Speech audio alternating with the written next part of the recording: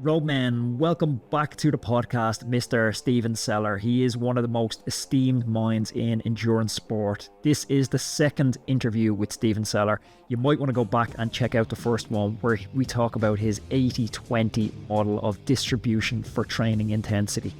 Today we try to answer a question of how can we cycle faster at lower heart rates?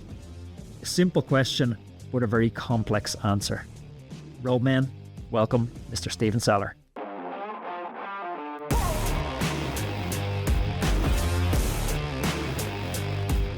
Dr. Stephen Seiler, welcome back. Part 2 on the Roadman podcast. You're a busy guy. Thanks. Good to be here. I'm excited. I listened back to part 1 of our conversation when I was on a ride this morning, and part 1 of our conversation, we talked about your polarized training model, emphasizing a significant portion of training at lower intensities. And I happened to, when I came home from that, I was searching around for what's the most Googled questions relating to cycling and cycling training. And the most Googled question is, how do I cycle fast at a low heart rate? So I thought this would be a nice place to start. Can you explain the physiological mechanisms that allow cyclists to achieve higher speeds while maintaining lower heart rates through your approach? It's a great question to kind of, you kind of have to know what are the limiting factors for endurance. And we have this model that maybe we've used 100 years to figure out. And that is that, number one, we have to be able to move oxygen from the air we breathe to, through the lungs, into the blood, and out to the muscles. And you can't use more oxygen than you can deliver. So that's the first kind of truth about endurance training and endurance performance is good endurance athletes can deliver relative to their body size a lot of oxygen out via a really healthy set of lungs and a healthy heart that's probably pretty big relative to their body, and it has a big stroke volume, so every time it beats, it pushes out a lot of blood.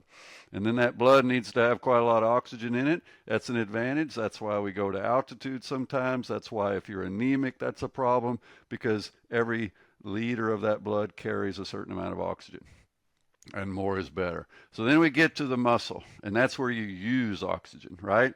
And you use oxygen in these little things called mitochondria, and more is better. More mitochondria equals greater ability to oxidize fat, greater ability to keep the intensity, you might say, to use a lot of fat and avoid producing a lot of lactate and hydrogen ions. So then we start talking about this idea of how big is your aerobic capacity and what percentage of it can you use without it costing you a lot, without producing these metabolic byproducts that make it harder to produce force.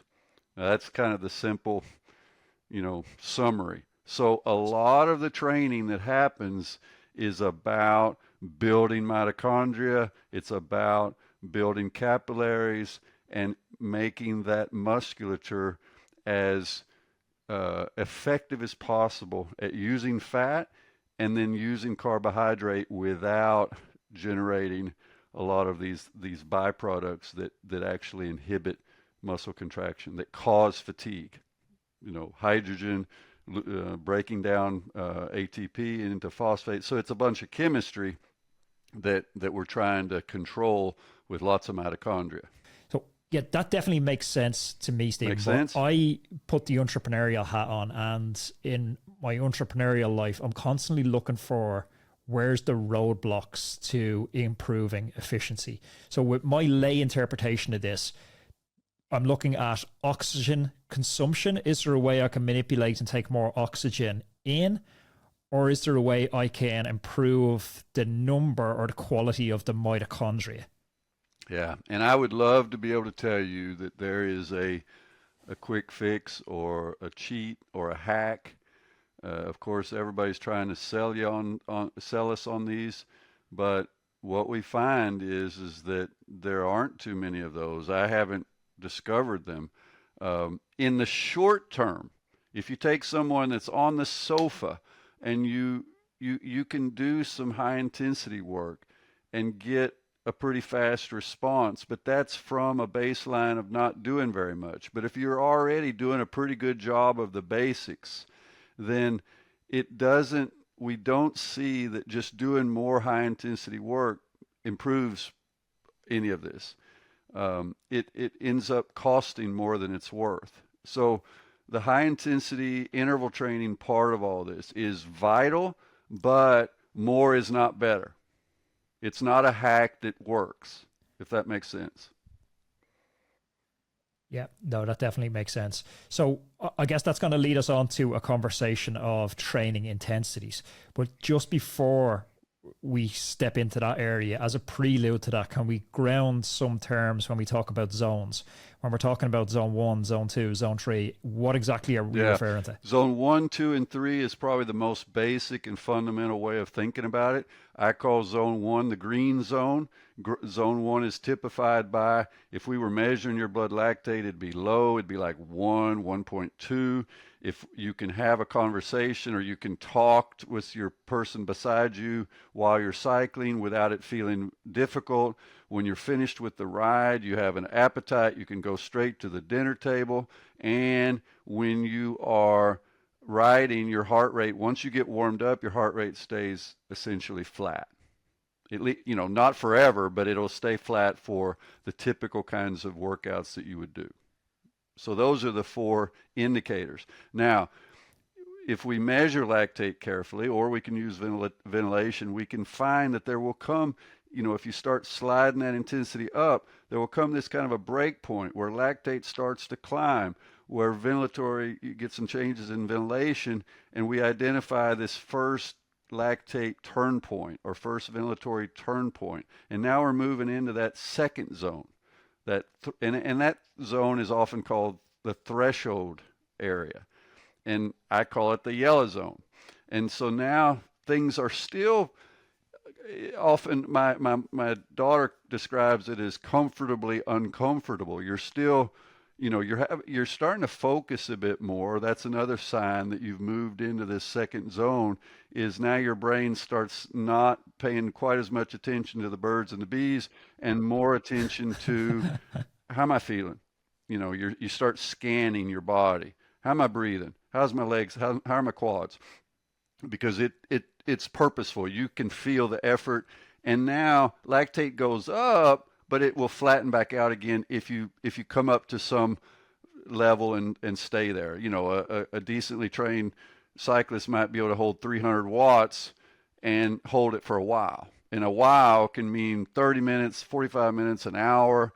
Tim DeClercq can be at 350 watts on the upper end of this spectrum for hours.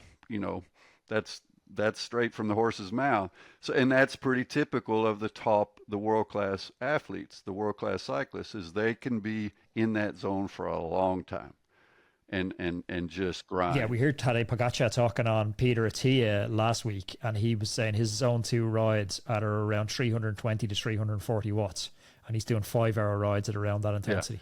Yeah. And last year, I think Tim's a classic domestique. He's great at just pulling, but he told me the one time he got to be in a break, he was in the break for 5 hours. He had averaged 350 watts, but he's a bigger rider, so we got to remember that.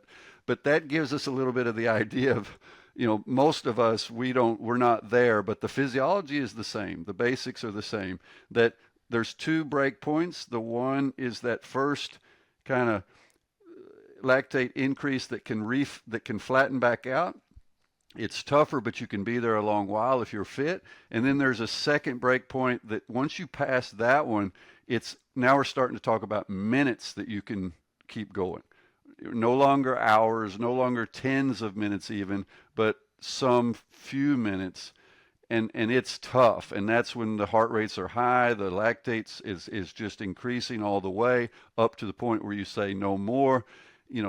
So that's that red zone. That's high intensity interval training. So are we calling these LT1 and LT2? Yeah, LT1 and LT2 are what demarcate the two transitions, LT1 and LT2. So the first from green to yellow is LT1, from yellow to red is LT2.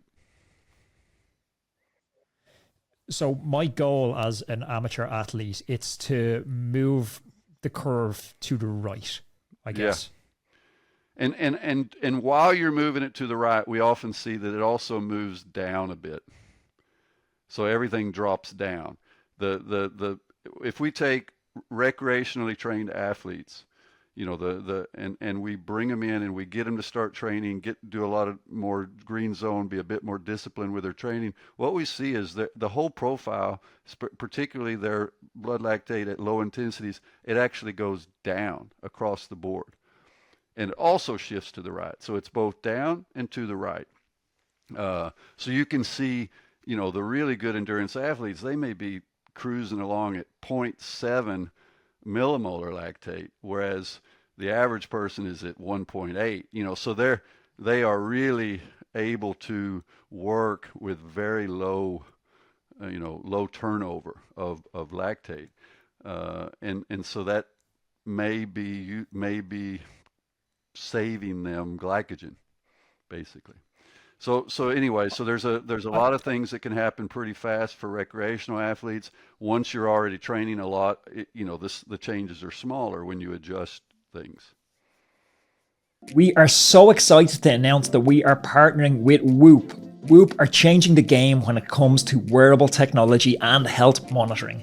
Whoop is a wearable health and fitness coach that provides you with feedback and actionable insights into your sleep, your recovery, your training, your stress, and your overall health. Sarah and I have been using Whoop for years, and we love the insights it provides into our body's inner workings. It really gives us a look under the hood. And you're going to see Mathieu van der Poel, Richard Carapaz, and other elite level cyclists wearing Whoop, but it isn't just for those superstars. All the data is personalized to your unique physiology and fitness levels. If you're interested in taking control of your health and your fitness so that you can excel in all aspects of your life, you have to go and check out Whoop. Go to the URL now, which is join.whoop.com/roadman. I'm going to pop that in the description below, and you're going to get a free month's access to Whoop membership on me. I promise you won't regret it. So I think a lot of us are putting myself into this category as well, being kind of seduced by the allure of high intensity training. We're busy people, conflicting demands on our time, and we're like, okay, we'll do some high intensity training. If we're to reverse and step away from that, what you're telling me is a flawed paradigm. How much do we need to devote to training in zone 1 and zone 2, the green zone? Yeah, particularly the green zone. What we've seen that across sports, we've collected data from some of the best performers in the world in running, in cross-country skiing, in cycling, in rowing.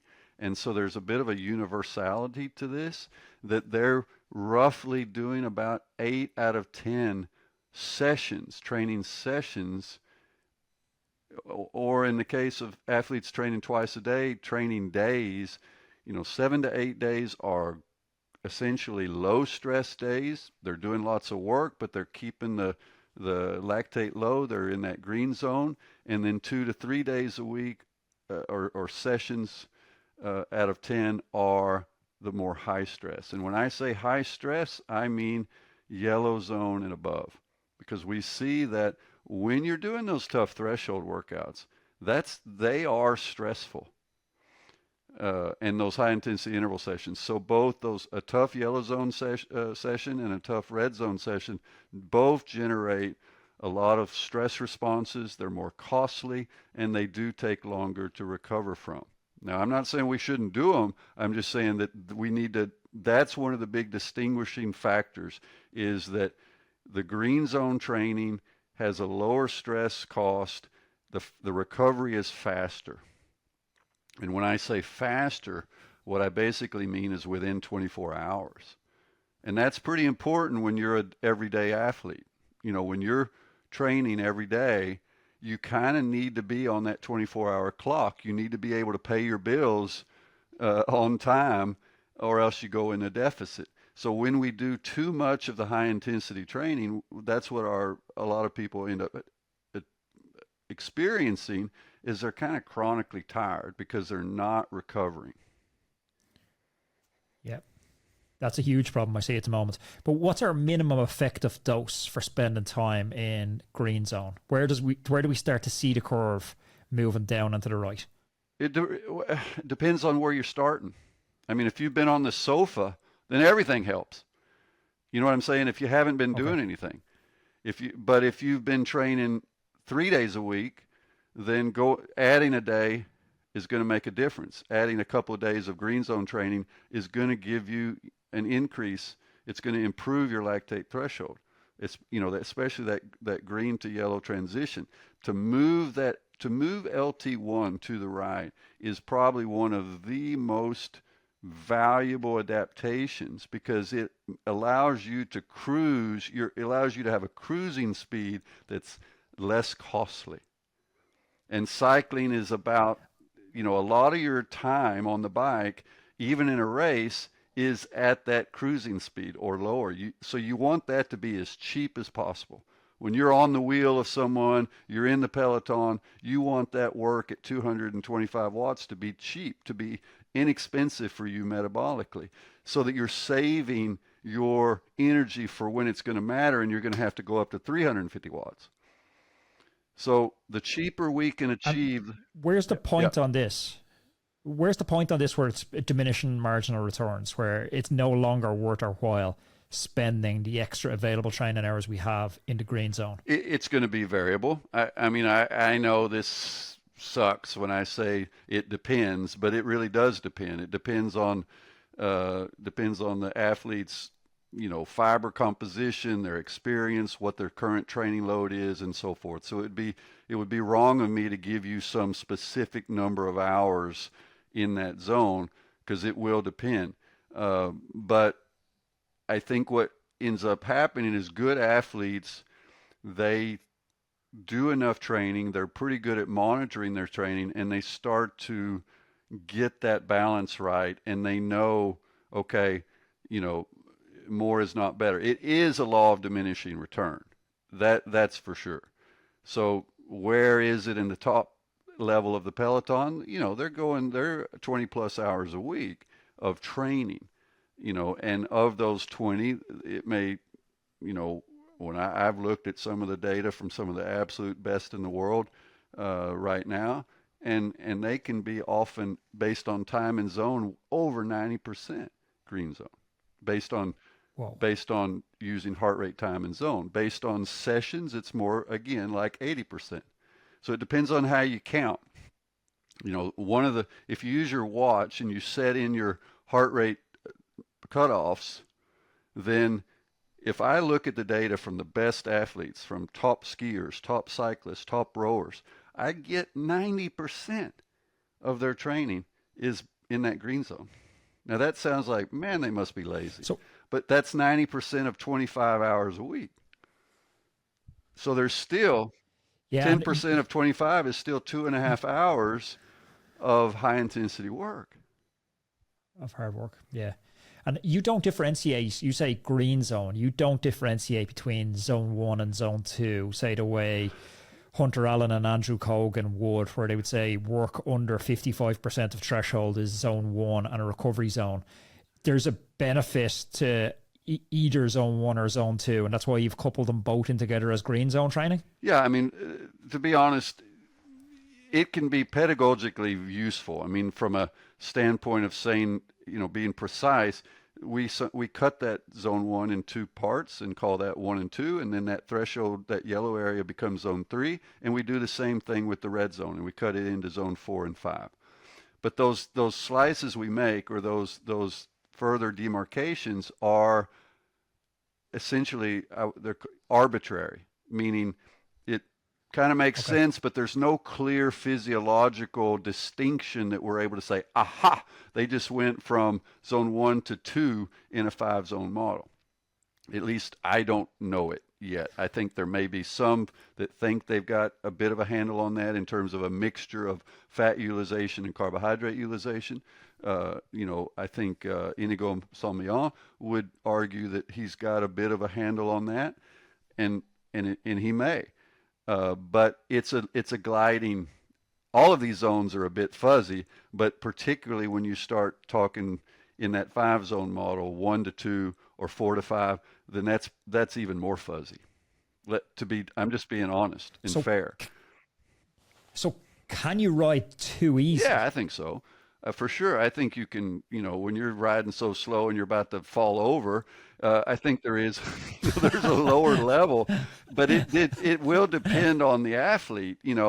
I, for example, I'm an old dog pushing 60, but I don't do much of anything under 150 watts as training.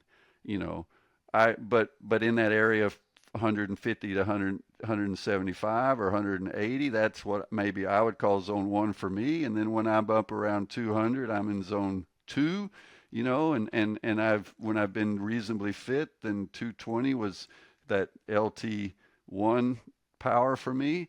And so so I use that conceptually in my head, this idea of sometimes I'm in zone one, sometimes I'm in zone two. But let's remember the signaling process is not just intensity, it's intensity times duration.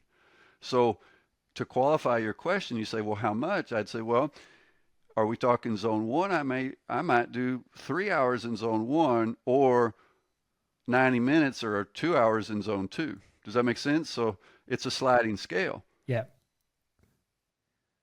But given that that is quite an arbitrary line that's drawn between zone one and zone two, and historically we've prescribed recovery rides in zone one, is the whole idea of a recovery ride a fallacy? Does I, recovery only happen I passively? think so. I do not know of data that has been published and subjected to peer review that shows that doing recovery rides accelerates recovery compared to sitting on the sofa. Okay? Because those are your alternatives. If you're really tired, I say take a rest day, meaning an actual rest day where you don't ride. People are scared to death of that, but they shouldn't be. The only pushback, I guess, I would have on that is you get to view the world primarily through the lens of an exercise Yep. physiologist. I get to view the world through multiple different lenses sitting on the podcast. And one of them is a lot of athletes don't see themselves as athletes. So the physical act of getting out the door, putting on kit and going for a ride, whether we term it a recovery ride or not, it almost casts a vote to the type of identity that they're trying to have. I put on my kit and going out the door. That's one vote in the ballot box to, yes, I am an athlete, that I'm not a drinker, that I'm not a nine to I five got you. worker. I mean, I have that identity too. But I also, as an athlete, I try to identify myself as an athlete, at least in my behavior and my choices.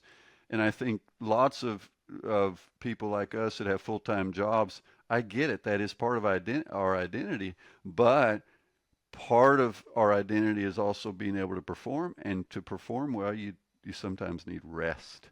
Rest is the right prescription that day. And so I think we have, like, I work with teams and they have rest days, you know, the best Yeah. teams in the world. I've worked with speed skaters and rowers, and rest days are not poison, folks. They're not a sign of weakness. They're not, they are an fundamental part of keeping your body prepared, and I just gave a talk the other day at an art museum. I flew home from Italy. I'd been working with a top team on neutral ground, so it wasn't an Italian team, but we were discussing some research collaboration and innovation work. And then I fly home. I give a talk at this art museum about what do artists, musicians, athletes, and Formula One drivers have in common if they were to all sit around the table, right? And what would we have to talk about? And what I was saying was, What they have in common is routines, is rhythms in their preparation, rhythms in their training, and they also have in common that most of those routines are pretty ordinary and even someone could say boring at times. Yeah. Doing things right, doing things involves training in an ordinary way with great consistency, and amazingly, that prepares us for extraordinary performances. Roadman, I know how serious you take your goal setting, whether they're fitness or life related goals. If you're looking for a powerful ally to support you on this journey, look no further than Huel. Huel has become my secret weapon for when I don't have time to prepare a balanced meal. It ensures I get the nutrition I need without sacrificing time or taste. Plus, it stops me from reaching for that takeaway menu. I always throw a bottle into my backpack when I'm heading into the city to work, and it stops me eating junk convenience foods, snacking on croissants and bars of chocolate, because I know they don't support my training goals. It's a handy, nutritious meal on the go, and it's got over 22 grams of protein. Huel is perfect for athletes that don't have time to cook or prepare food before a training session. It's convenient, nutritious fuel at your fingertips, ensuring you hit your daily fueling needs for that session. Huel Ready to Drink has 26 essential vitamins and minerals in every single bottle. You're getting a whopping 175 health benefits. Plus, it's made from natural ingredients like tapioca, sunflower seed, coconut, and more. The best part? It's the flavors. There's 8 crazy, beautiful flavors. Iced coffee is what's in my backpack right at the moment. You can get Huel directly to your home. All you got to do is head on over to the Huel website, huel.com/roadman. Stephen, we're heading out the door with heart rate monitors. We're heading out the door with power meters. Do you think there's a place for field lactate testing or lab lactate testing every quarter? Or basically what I'm trying to get at is, how do we know when we've performed enough green zone training that we've successfully moved our LT1 down and to the right? Yeah, it's a great question. I'm going to be honest with you. I want to change the question because this is kind of part of what I'm spending a great deal of energy about and this meeting I was having with a team was about measuring ventilation, measuring breathing, because we've had heart rate for decades, and it is a powerful vital sign. It's used in the hospitals. Well, what's the other vital sign that's used? It's breathing. And ventilation is a whole body aggregate of what is it costing for me to do this work right now. And we're finding that it's a very powerful measurement. It's a powerful, and ventilation is intimately connected to lactate. That's why we have lactate thresholds and ventilatory thresholds, and they line up quite well, is because there's a physiological connection. And that connection is CO2 buffering and getting rid of CO2. I'm not going to go too deep into chemistry, but the bottom line is that ventilation, we think, is a powerful tool, and we're at the precipice of being able to very nicely measure this out in the field. And we think if we can do that, it's going to help replace the need for lactate measurements and all this finger sticks and ear sticks and so forth. But that's where we're trying to go. And I think we're going to get there. So how easy do you think it's going to be to measure ventilation? Because one of the criticisms of lactate from physiologists I've spoken to, it's this dirty data, noisy data from the field that's improperly collected and then leads to improper conclusions. Is there less propensity for error measuring ventilation? Yeah, I think so. Well, because one of the things, the problem with lactate is it's a shadow of something you've already done. It's not a real-time indicator because you're carrying with you what you did 5 minutes ago. Lactate takes a long time for lactate to be eliminated. So you're not getting a real-time measure of how am I feeling, how am I doing right this minute. Ventilation is much more tightly connected to the here and now. And you can probably think about this in your own experience, that come over the top of the hill after a hard push and almost very quickly your breathing settles back down, right? Yeah. You feel it go down in seconds, not minutes, right? And so we're finding that ventilation gives us a much more precise measure of how deep is this athlete digging at this moment. And so we're trying to exploit that to use it during hard training sessions, because what we also see is that the heart rate response and the breathing response tell us different stories. They don't track in parallel during high intensity work. The breathing catches up with heart rate. The breathing starts as you've got an extra reserve, but then you use that reserve up.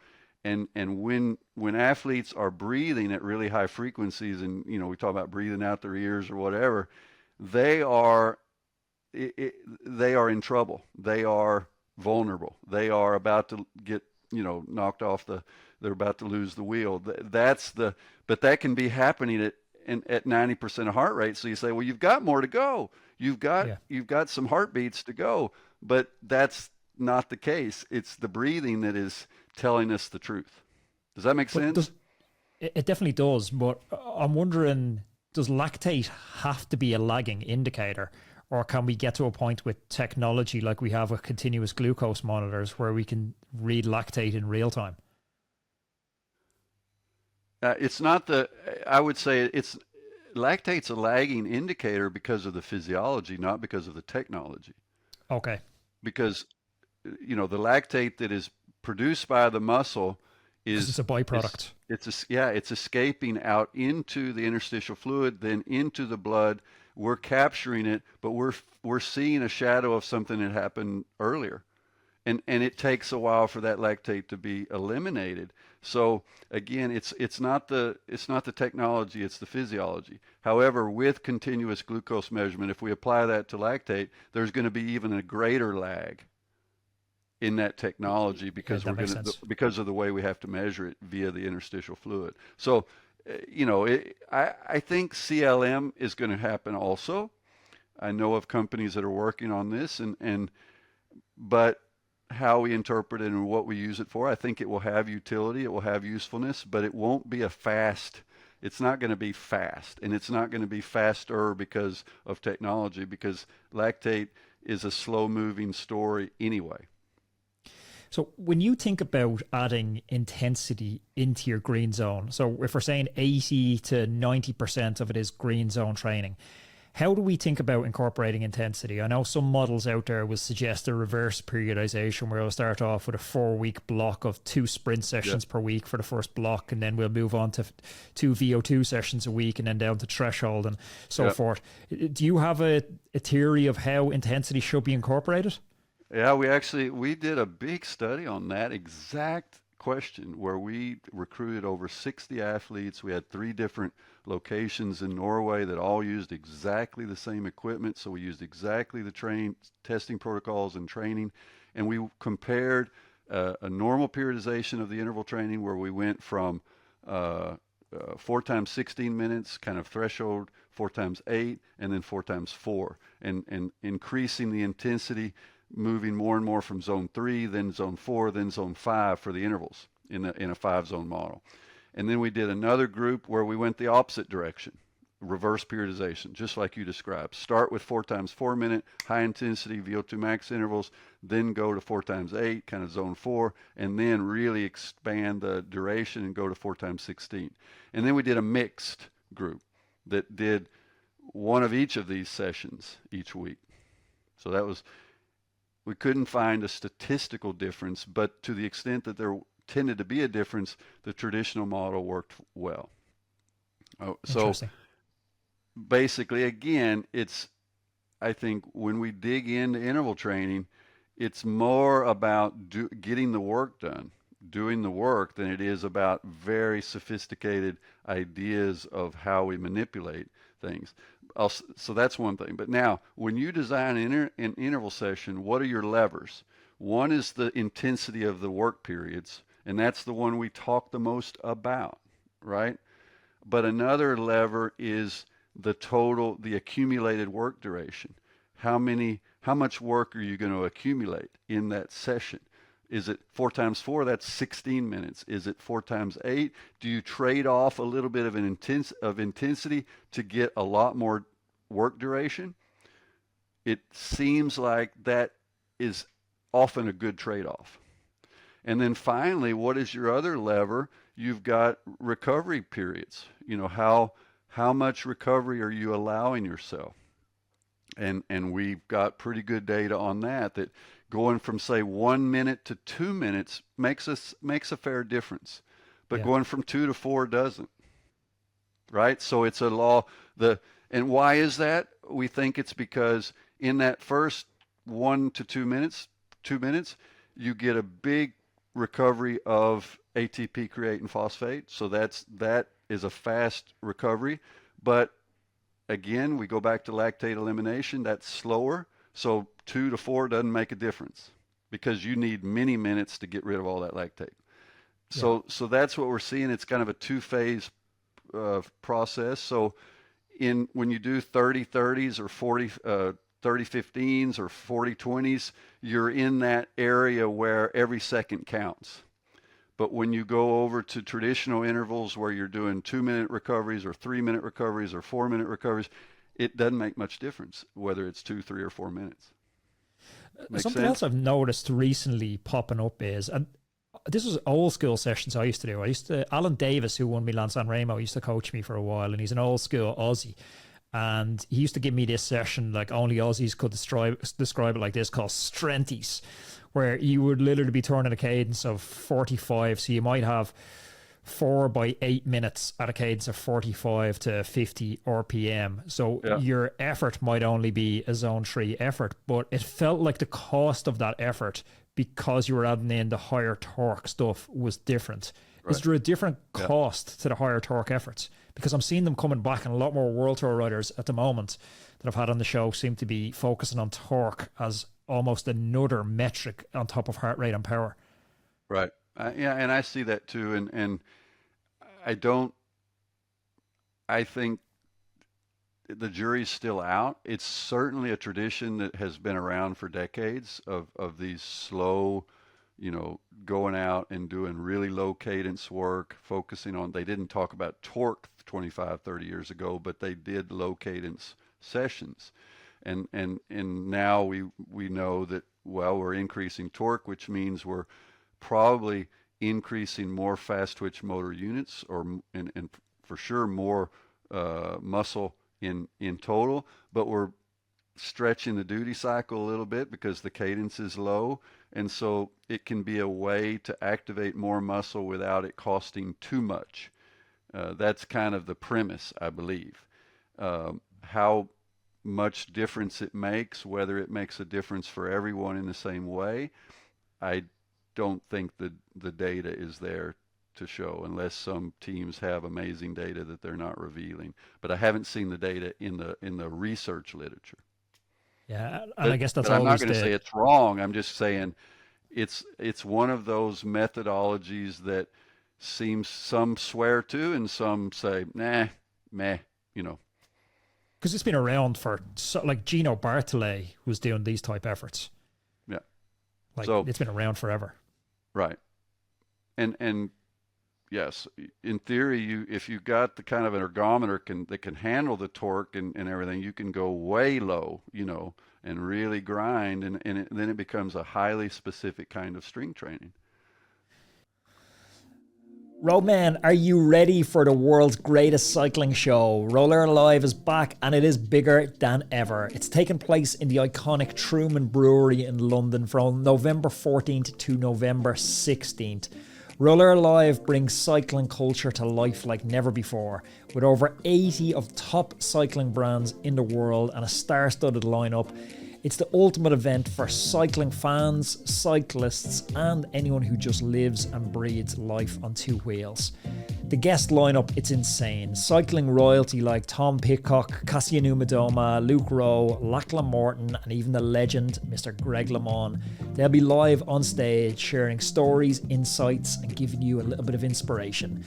This is Rouleur magazine brought to life. It's an epic celebration of the people, the products, and the passions that define the sport. But folks, tickets are going very fast. Opening day has already sold out. There's limited tickets left for the Friday and Saturday. And if you're looking for an extra special experience, consider upgrading to a VIP pass to get exclusive access to the private lounge, which has artisan food and drink, guaranteed stage seating, and meet and greet with the star-studded speakers. Now here's an amazing deal for our Roadman listeners. You're going to get 10% off your ticket purchase price when you use the exclusive code ROADMAN10 when you're checking out. That's ROADMAN10. Head over to rouleur.cc/live for all the details and to book your ticket now. Don't miss out on the cycling event of the year. I'll be there, so make sure you come and say hello. Let me take a small little bit of a U-turn. One of the listeners to the podcast sent in a question, and when I read it out and I started bouncing it around the group ride, so many people find themselves in a similar situation. Their biggest concern when you ask them about what's their limiting factor for, getting to a higher level next season, it's their available training time. Most of these guys can train maximum 8 hours per week. Do you still think 80-20 or 90-10 is a good distribution if you can only train like 8 hours a week? Yeah, I'm going to try to use duration and intensity as best I can still.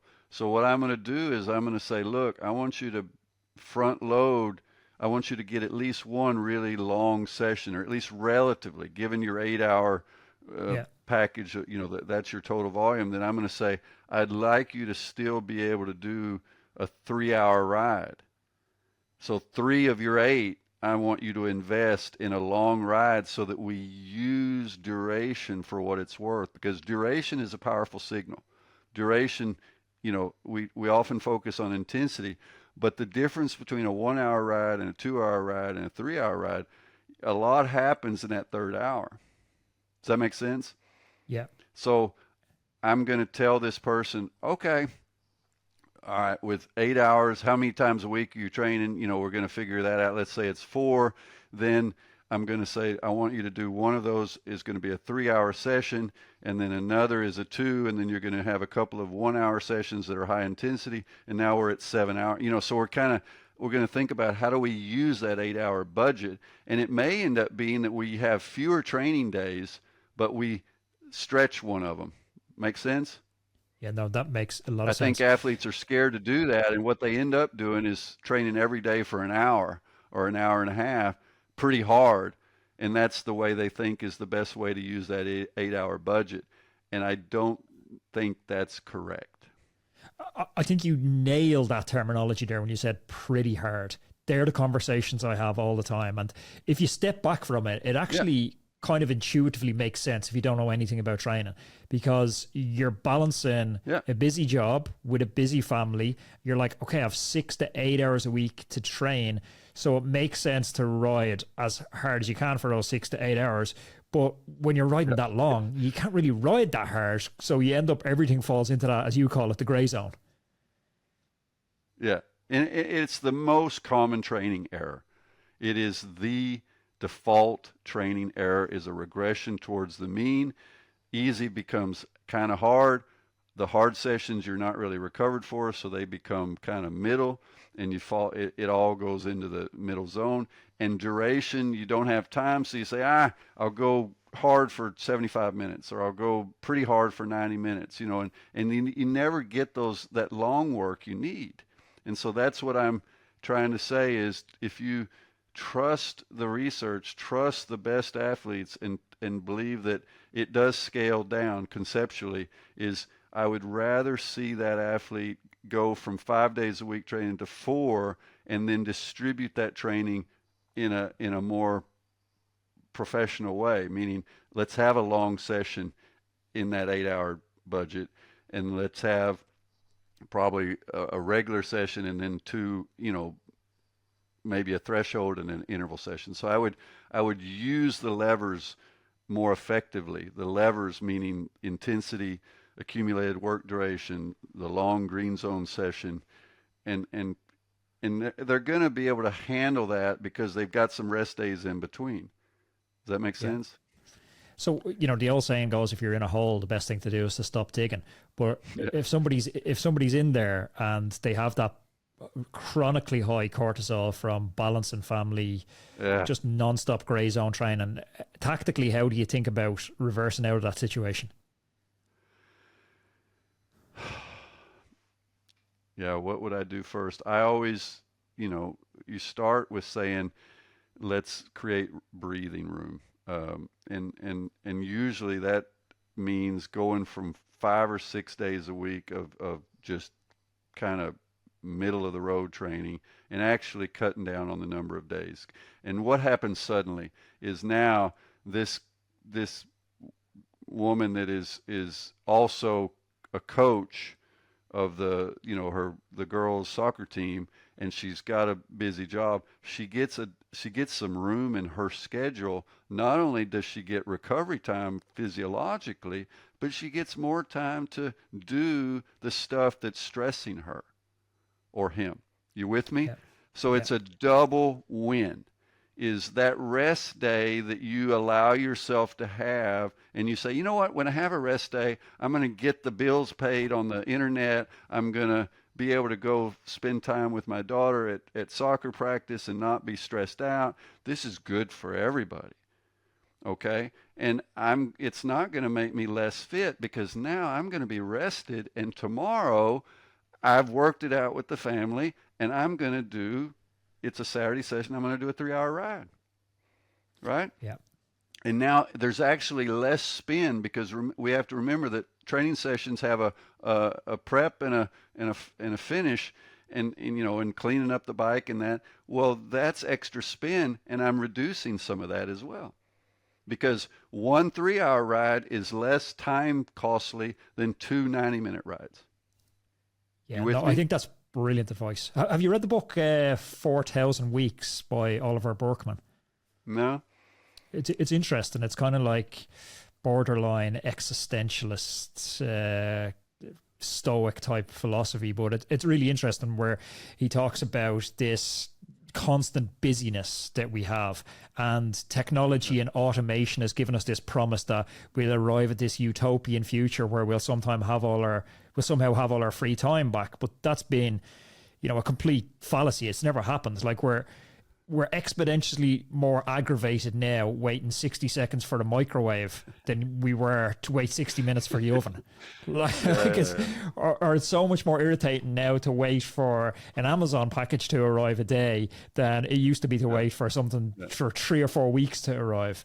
We've just created this perpetual motion that we feel like we constantly need to fill it with forward progress. So our evolutionary genes are still what they are, and we're designed for a certain rhythm, and we're just crushing that rhythm with all this technology. And that's why I wear this watch. I paid $50 for it at Heathrow Airport, and it does only one thing. It just tells time. It actually tick-tock. It says tick-tock. It's like old school. But I just decided I didn't want one of those watches that was telling me a bunch of stuff about my sleep quality and my, am I ready to train? I know when I'm ready to train. so I don't need a computer to tell me, I've got a brain.